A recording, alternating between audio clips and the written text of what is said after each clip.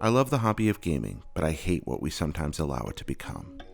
I've watched the culture of gaming exploited by some, transformed into a banner under which pure bigotry and hatred fester and grow. An art form that represents the best possibilities of what we could be is sometimes perverted into a weapon of fear and cruelty. Very often, I see that position masked under the assertion that games should exist only within themselves as a pure escapist medium, where those who fear the change in the world can flee from those who are different and hide in a regimented, precisely mathematical and digital illusion. Games indeed excel at providing an escape, and sometimes that's a very good thing. They act as a haven of rest when we are troubled. But games aren't just about escaping the world. They're often about escaping to better worlds and finding a little piece of that experience to bring back and learn from.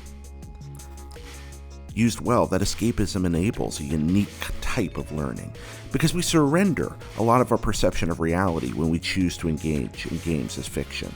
It's something I share in common with books or movies or comics. The fact that we excuse ridiculous premises and we look through set dressing because we want to embrace the conclusion of the drama and find that lesson to be learned. Most media cuts away or between moments and between sequences and scenes, and we fill in those gaps in our minds, the spaces between the spaces.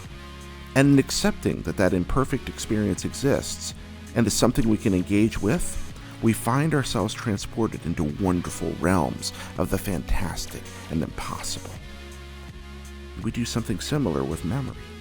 Very few among us have the power to photographically replay moments from the past in our minds, but we instead have our emotional impressions and fragmented images with these gaps in between.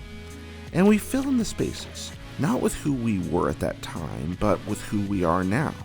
In our memory, we create an experience that's part past and part present. We see the fragments of a memory puzzle and try to fit it together, but we're never going to see it all at once. We simply can't, and to be honest, I think we largely approach present-day life the same way. Our modern world contains so many stimuli that we can't always rationally parse them all. It's simply too overwhelming. Human beings in any context are absolutely terrible at seeing big pictures, give us an opportunity to escape from the responsibility of looking beyond ourselves, and we'll usually take it.